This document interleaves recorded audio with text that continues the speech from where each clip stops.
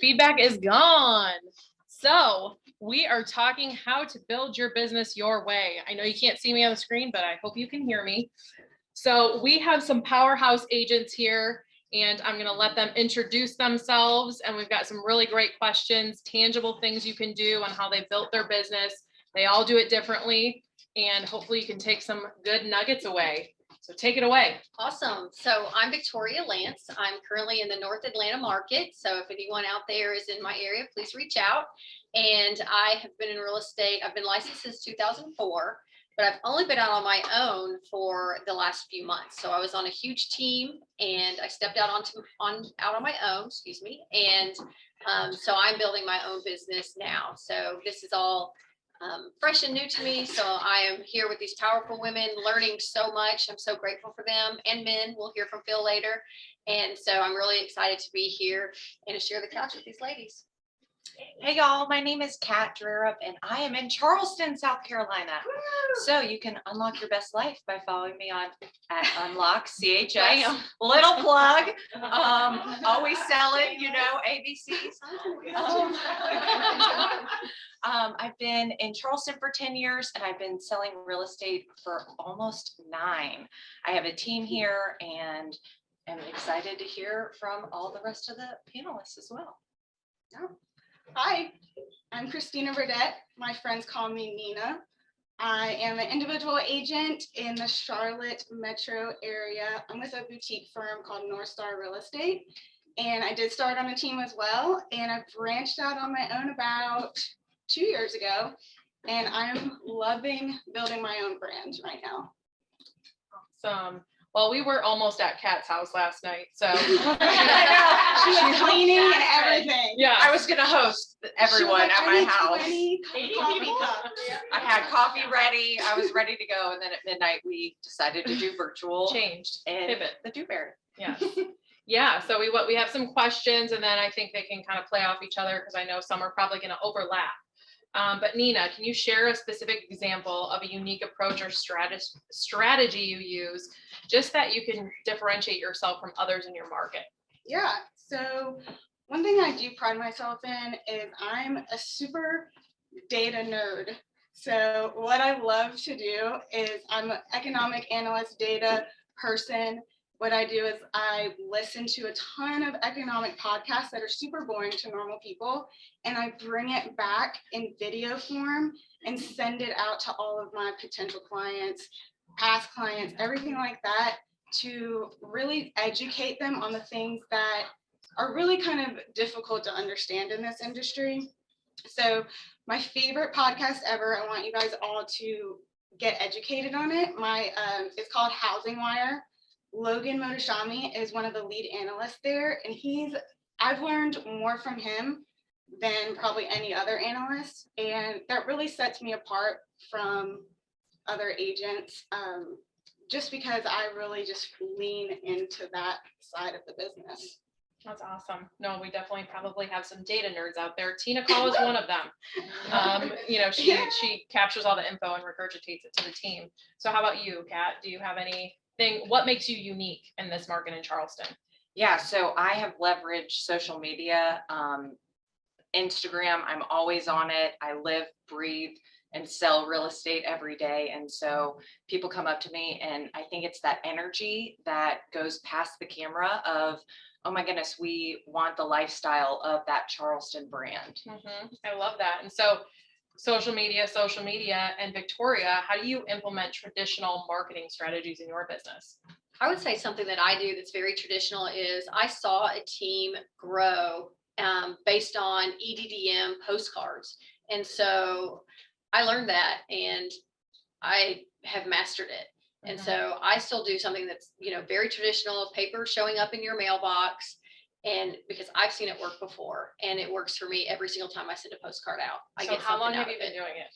I've been doing it since I left the team in March. So Okay. I would say mid-March was my first one. I implemented it very quickly. Okay. So I knew what to do.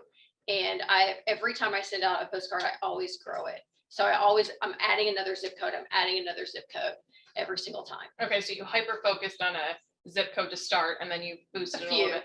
And what's your frequency? I do it every 3 weeks. Okay. So I think So- that's the key is Yeah. we can't do it once or twice. You've got to keep going, especially with direct mail. It's super hard to break into that market. But if you can and you're consistent, then you can get a It has, payback from it has paid off. So one of the reasons, could be I do have a name in my area. I didn't Mhm. really want to name my business Lance Real Estate Group. But Mhm. I did because I have done so many transactions on that team in my area. Mhm. So a lot of people know my name. So I went ahead and I moved forward with that. And so that could have been some of the original or the initial,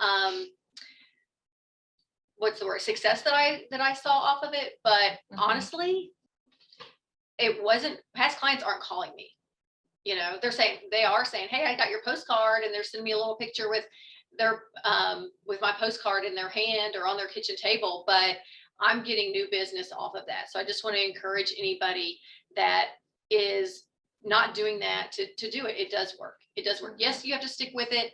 But I've gotten something off of it every single time from the very beginning. Do you do pop buys with that, or are you just direct mail? I do EDDM with it. Okay. It's direct mail, goes in every single mailbox. Okay. I feel like it's super affordable, especially Mhm. once you break down the numbers, how many people you're touching, but then also, like, once again, what I've gotten off of it, I've closed deals off of it Yeah. already. Well, because you So- tangibly have to hold the postcard and throw it away. And if you, And that's okay. And you, Continue. and you always feel bad. They're gonna need. right, And you always like, let me read this, let me like, and it's, yeah, before, but once you do it over and over and over and over, I have an agent friend very close to me who does the same thing, and she swears by it. Mm-hmm. So whatever you feel comfortable doing that works for you, there's just so many ways to go about it. Can I tell you a fun thing that I do that we didn't even talk about this prior? But, so when you do every door direct mail, you have to take them to, you can pay someone just to ship them directly. I don't do that. That's not the most cost effective. I actually put them together in the bins myself. That's how I learned it. And so you have to take them to the post office. So you can't just drop them at one. If one goes to Charleston, you have to take it to that particular post office. So I have them in my car. Once again, I'm an North Atlanta agent. And I get my pastor, who's actually one of my best friends. His wife is my best friend. And I'm like, okay. And we pray over them. Because I love think that. that is something that also has helped me. And so we're driving down the road and he's leading us in prayer, or if he's not available, I'm just talking out loud and I'm like, Jesus, you're going to get these in the right hands. I know you are. I'm claiming it. You know, you're going to make sure that these postcards get in the right hands. And this effort is not only flourishes, but it's rewarded, Mhm. and it works. I love that.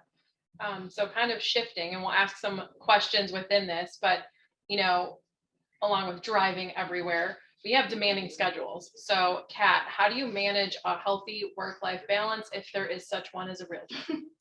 yes. So I learned very quickly that there's very little sleep in real estate, and I knew that I needed to leverage my time somehow. So the first thing that I did was I got a transaction coordinator who was typing up the contracts. You know, in 2020, I feel like my phone was ringing off the hook. 2021, same thing. And so I knew that, you know, in order to proactively help my clients, I needed to have somebody on the back end that was at the computer typing up the contract while I was negotiating the deal and saying, hey, Mr. Listing Agent, this is going to be in your inbox in like 15 minutes. I'm getting signatures now. Here's our terms. And it was kind of, it gave me the jump start of not having to pull over at the McDonald's and find the Wi-Fi and type up the offer. And then I'm calling, I'm always one step ahead. And so that's really helped. Transaction coordinator side. And then I recently hired a virtual assistant, which I never thought I would do. I was not in that realm, but I heard enough speakers say that you need to leverage your time. And that's exactly how you balance your life. So I have a great VA in the Philippines, and she's $7 an hour. I love it. And she does all my graphics, and it saved me a lot of time. I come up with all the ideas. I say, this is how I want it laid out. I'm very type A. And so I know as real estate agents, we It's do hard to not let like go. letting go, but that's the only way that you're going to leverage your time and move the needle, as you'll hear Phil say, with AI and Chat GPT. So, and then I started a team. So, you know, I'm not as you can't be with every single client facing. And so building out your team was a great way to service the clients to the best of our ability and still, kind of balance the life that, the sleep part of the job. So I mean, 3 leverage points. Yes. Administrative assistant or a transaction coordinator, a VA to help with social media and just all those extra things, and then a team. And sometimes that is required. And like what Tina spoke about, I mean, potentially starting a team now and hiring an ISA to help build that bucket of money to pay for the team and all the infrastructure does help leverage your time and give you some more balance. So how about you on balance? I was awful at balance for such a long time. And I can tell you that just be completely transparent, that my family really suffered for it. My children do not like real estate. They will not go into real estate. I had them trained when that phone rang, they were complete silence. They were complete silence. They knew that phone was money for us, which was good. But at the same time, I think I kind of taught them a little bit that they took a back seat, and they don't. So I was not good at that. And I was doing 100 transactions a year. And I already know, like, that's my limit. I had 2 assistants, a huge team behind me, and I was only doing listings. So I wasn't spending a ton of time with buyers, but I was not good at that balance. And so now it's a little, I've gone on my own. It's a little bit slower of a pace, but I still leverage that. I still have a transaction coordinator. I still have someone that helps with social media. So it's all about leverage. Do you feel that you need to put your phone down and leave, or do you always have your phone with you? I'm going through this right now too. It's like I have a 5-year-old and you feel like he does take the back seat sometimes, or you're running in your bedroom to lock the bedroom door and the bathroom door because the pounding will come from the bedroom door and you've got to drown it out to like finish that call. So oh my gosh, I've been there. Yeah. So it's awful. I mean, you hate to do it, and it's just like, mommy, so it's tough. And so I'm working on that now, making sure that I need to like put my phone down going to dinner or in a drive. I'm like, I need to take a call now because I got to leverage my time in the car with you two. He's like, every time, why don't you just stay home? So I don't know how you. Oh my gosh, that's something. Oh my gosh. I know everybody has that feeling. Every real estate agent with kids too. Like, seriously. And I had 2 phones. You're crazy. Anyone with kids. I should have done that. 2 phones? I I had- can't deal with my one. I had 2 phones. I you no can longer leave have 2 one. phones.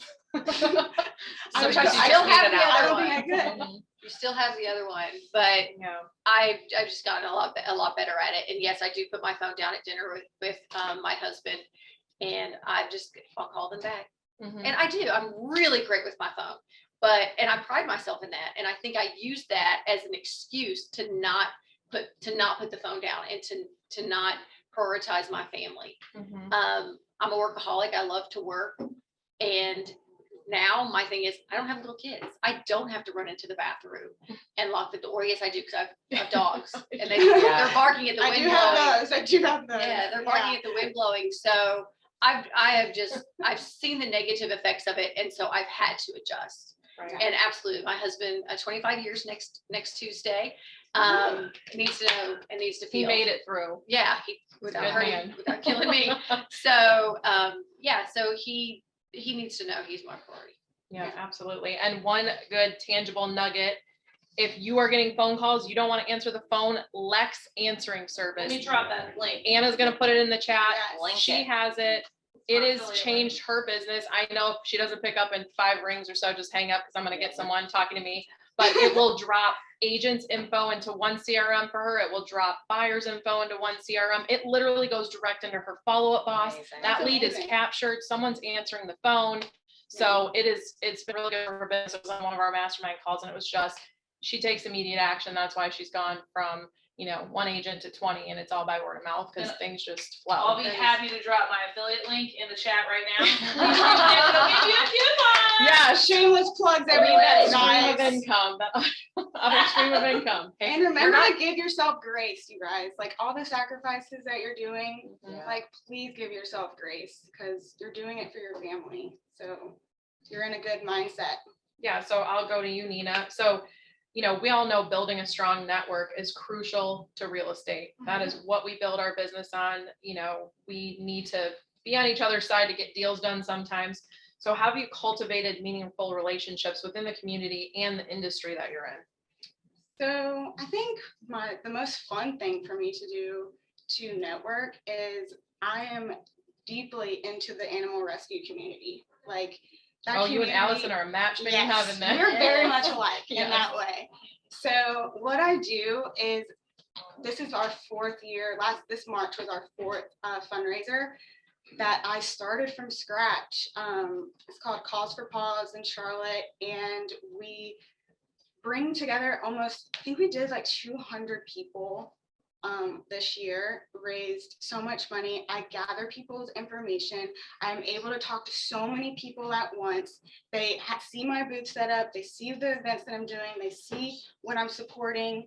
And I also do that once a year, but I also do a lot of events at breweries, set up my table, have a raffle for a gift card, gathering people's information. They see what my heart is like. They connect with me on a different level. And even with agents, there's so many. I do an agent one as well, where we can connect in the community and try to just be collaborative as much as we can. So I really, really love events. If you do not do events, you are missing out, because it is a huge opportunity to meet so many people at one time. You're not calling one person at a time, you're not door knocking one person at a time. It's a really great tool to use. This isn't on the list, but I'm going to ask you, what is your favorite client event that you do that you feel really impacts either your community, your clients, gets them really excited, or you've gotten referrals off of that? Also, not just rescues. So I do other charity events. I'm a cancer survivor, 15 years now. So I do a lot of lymphoma awareness. So I bring in that. I was on a team for the Lymphoma Society last year with a friend that was trying to be Woman of the Year. So we did events every single week for that, and that boosted my reputation in that community, because not only am I doing animals, I'm doing other type of charities, and it's something that I'm passionate about, and it's not work. Right. Yeah. And relatable. And very Right. relatable. Yeah. Yeah. How about you? So I think it's really important not only to be within your community, but also the real estate partners. A lot of this is real estate agent to real estate agent on the other side, and you really have to be collaborative. You know, it's not listing agent versus buyer's agent. It's how do we come together to get our client to the next step. And so for me, I do a ton of real estate networking. A large part of my business is past client referrals, but also real estate agents from other parts of the state or well, country. state and country, where they say, hey, I've been following you on Instagram. You know, we've been corresponding for years, and, you know, we finally get to do a deal together because of that relationship that I've built. And then as well as continuing education, you know, you meet so many different like-minded people that, you know, want to help the client. And so I really do a lot of realtor to realtor. And events like this. Yeah, Guys, we did not we love know it. each And other. now we're all best friends. Before this, okay? This is the first time we've met in person. Yeah. And I can tell you right now, I have 2 referral agents right here. So going to these events really does benefit you. And I think agent to agent, I think sometimes we forget that we are on the same side. We don't need to be the hero. We need to Stop get to the closing competing. table. So, you know, I teach inspection classes at our office because I was a transaction coordinator for 4.5 years, managing 120 deals a year, seen everything, worked on the list buy side. And, you know, I always talk about how do you get them on your side? Yeah. Are your negotiations good from the beginning? You have to make them your friend. You got to say Yeah, whatever I you want to can say. look good Yes. to other agents. Yes, we're not pitting against, like, you, in order to get your client what they want, you need to be on the agent side. Everybody's goal is to get to the Well, closing table. Yeah, and especially if someone gives you a referral, you need to be updating them throughout the process. Hey, I just met them for the consult. Hey, now we're doing this step of the process. We've signed listing paperwork. You know, the last thing you want to do is be in the dark about somebody that you passed on with your client that trusts you, but now you're passing them to someone in another state to help them purchase something. So I always try to be very communicative throughout the entire process of, hey, this is where we're at, because that's part of the relationship building within your own real estate network. And always reward the referral and not Yes. the result. And that was Yeah. from another mastermind. It was so good on that name comes in, something automatically goes out. Thank you for Yes. thinking of me. They'll think of you Yes. again. So that's really good. What about I past agree. client event for you, or client event that really is exciting for your clients, or that's brought you a lot of joy or business? I'll tell you something that's just brought me a lot of joy is I just recently did a school fundraiser event. And then I took it to some of our local schools. So in my area, there are half of the elementary schools in my area, 50% or more of those students are on a free or reduced lunch. And so that tells you that there's need there. Those kids need to be prepared for school. And so that was something that I was really passionate about. I partnered with a couple of people and we just blew it out of the water. That's And awesome. it was really nice. It was really, really nice. A past client event that we had done on the past team that I was on, my favorite one, because we did a lot of events. So I back you with events. I've seen them be very, very powerful, is every Thanksgiving everyone could sign up for a pie. So we just sent out a Google sheet. You could choose Mhm. what flavor you wanted. We would make sure we pre-ordered them early from Sam's. So they weren't walking into a little tiny pie. They were walking into this huge, beautiful pie. And they'd walk in and you're there, that one-on-one touch. They're already your past client. You already have a relationship with them. You know in advance they're coming because they've ordered a pie. You know what they're getting. And so you can, oh, hi, here's your apple pie. And you get to talk to them and touch base with them Mhm. again, get in front of them. So I like that event a lot. I'm super happy with the way my school fundraiser just turned up. And actually, I'm going to do an adoption event Good. next year. So We did one of those at a brewery. I've recruited That'll so be many fun. people to foster animals now Aw. just from that, like love that new friends. Mhm. And that's the best thing ever. Like, And now they we need a it yard, so so they need a much. new house Mhm. because maybe they didn't have a yard Yeah, before. And now you Yes. can sell them a I yard. always Now they're in say, love I'm with the like, dog. I find Right. homes Yeah, for foster people care. and I love pets. that. foster fail. I love it. You do pumpkins too. That's a cool Oh, one. that's a Yes. good one. So October 1, go to your local Home Depot, wherever, get a really beautiful big pumpkin, put a super cute bow on it, a really cute little tag, something you've created and printed yourself, like out of Canva or something, or get someone else to do it. Leverage that out if you want and deliver it. And so not only when someone comes to see that house, they've got this really cute fall decoration, but you've provided that. So that's a really good touch. And it looks great. So Mhm. And they'll post it. Yeah. And tag you. Yeah, we do Mhm. a lot of that. Yep, giveaways. QR codes everywhere. So, every realtor has their unique niche, right? They focus on different area, or they could, maybe they're just broad in their business, but some focus specifically on sellers, on buyers, on first-time home buyers. So Victoria, where do you feel like you focus your time, and how have you kind of taken over that market? well, because of my background, I come from sellers. So I am heavy sellers. And then to narrow that down more, to niche that down even more minute, I attract people who love animals, because I'm an animal lover. Also, I tend to attract people who need that education, or not necessarily the first time seller, but the people who need that sort of confidence. Victoria, what should I do? I see I have 2 foggy windows. I need to replace all my windows. No, you don't. So the people who just need that little boost of confidence that you've got a great house. Let's just do this and this, and it's going to be even better. It's going to go well. It's going to sell. So people who really need that sort of guidance is who I tend to attract. And some of that's through like social media education. And so they tend to come to me because they see that's what I do. So I definitely am, the very broadest of niche, a seller's agent. And then I tend to attract more of that person who needs that guidance and just that little boost to move forward. We're going to touch on this later with Phil, but as AI and technology continues to reshape our industry, how do you feel that you 3 have stayed ahead of the curve? This is a question for everybody. What tools have you adopted? What are you using all the time? We know Canva is a really great tool, quick and easy, but do you have any suggestions for people that they can do? Well, I'll start with that and then we can hear from Kat and Christina. So I definitely use Canva. I love Canva. I have a graphic design background. So that actually, when you were talking about, oh, I use a VA for that, I was like, oh, I need to give that up because I really enjoy it. I Yeah. really enjoy that creative. I loved art, and so I really love that creative outlet. And I'll stay up till midnight, creating little posts and my little graphics or whatever. So I really enjoy that part of it. Of course, Chat GPT, I use that.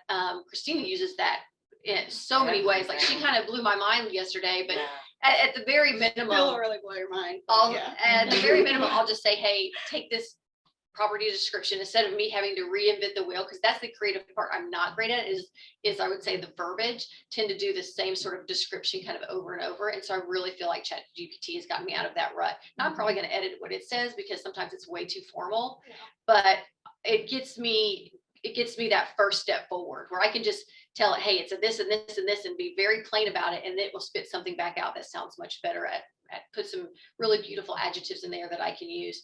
And like I said, some of the fluff I'll take out because that's not necessarily my voice. But Christina, tell them about what you were telling me. You have to type in this description in a casual way. And it won't Okay, be I'm going to do that formal. from now on. Yeah, so it'll give you two options, a formal way and a more casual way, because sometimes when I do it for emails, I'm like, I'm not this formal, you guys. Like, We're so- sensitive, we're funny. yeah, whatever it so is. I you have to tell it how to feel, literally tell it how to feel. I want this to be a sensitive, yet professional, yet casual response, and it'll generate it for you. It's crazy. I need to give feedback to a seller in a very sensitive way And agents. that will not hurt their feelings. that gets the Negotiations, point across. When you get an email and your heart is like immediately like irritated and you're like, this isn't probably the right time for me to respond to this. And I need to respond to it right now. So I'm like, let me put it in Chat GPT and tell it how to feel in the way that I want it to come off, because I'm not going to come off like this right now. Yeah. And it works perfect. There are so many wonderful things that I'm taking away from this conference, but I will tell you that is something that I will use today. Yeah. I'm very direct, and that can be off-putting. Like you can send me 3 paragraphs and I'm going to send back 1 sentence. That's who I am. And then somebody will take that the wrong way. Exactly. And then, yeah. Exactly. I have one that I really like. So All right. I've recently started using something called High Note, and I have Yes. a code for everyone Ooh. that I will post at some point after Yes. this thing. We'll put it So in the High chat Note later. is basically a presentation that you can send. So I made my entire listing presentation, but the key is I can see how many minutes they spend on each slide. I know, and I send it before my listing appointment. So I know exactly what they're looking at statistic wise of what they need me to elaborate on. If I know that usually they look at they love the bio. They love the Mhm. bio. They don't look at the reviews, but it's good to have that on there. And then the listing strategy of what I do. So then I can really hone in before the listing appointment when I show up on, hey, did you have a chance to look at this? Oh, what'd you find interesting? And they usually ask questions based on that. So, you get a unique code. I do that with all my furnished properties that I have. So I know when you're looking at my codes when I That's send great. out emails. We were just talking That's about high great note and info. I how we love utilize it. that. Yeah. Oh, I love Yes. it. I gotta get it. That's I a know. good one. Me too. Yeah. That's a good one. And it's so cheap. It's like $15-20 a month. And you can see all the data there. Yeah, that's great. Christina's doing that today. She likes her Yeah, numbers. I'm gonna do that. Definitely. I I'll love put it in the chat, statistics. y'all. Anything that has insight, I'm like, I gotta have it. So in the same note of building your brand your way, in this market, because it is different, how are you bringing in leads? How are you servicing your leads? I think that is a big thing. I think there's gonna be a lot of people that are leaving the industry yeah. because it is They tough right have now. already. They I've have heard it's already. the most. So how are you capturing leads? What is your top lead source and how are you converting them? I'll start. So my main lead gen source is Instagram, believe it or not. I feel like I've mastered Instagram in the way that I make it super personal. Like putting post every day on your actual site is brand like awareness every day, seeing your logo, seeing your slogan, seeing what you're doing. But when it really comes in, what you need to do is to be very personable and direct message them. Make videos of yourself for their birthdays. for their anniversaries, for holidays. You want to keep yourself at the top of their DM list at all Yes. times, and nothing about real estate. Please do not DM them, hey, do you know anyone who's into Yeah. like none of that. You want to build rapport through their stories. If they're posting things, you're like, I resonate with this, heart it, like it, emoji yeah. it, anything to make your name keep popping back up in those DMs to the very top. They're just gonna keep remembering you. And they would say 10 times now, when people see your things, they start remembering. I don't know, it keeps going up. So how are people finding you on Instagram though? Are they finding you through hashtags? Is it searching? Are you following them? Are they following you? Like sometimes I it's follow those- a lot of people. So Okay. every single day, I try to find a new friend type of thing. Like Okay. One I'm friend, not just one friend. going, I'm not just like picking and choosing, but what I usually do is look at my friends' photos and who's tagged in those. Mm, So that when they ask, hey, do you know Nina? And they're like, yeah, of course. So then you follow those. So you have a bridge right there. mhm. And those are gonna be way easier than just trying to follow the most random people. That way it's genuine. Like I want to know my friends' friends. I want to see them out and them know who I am.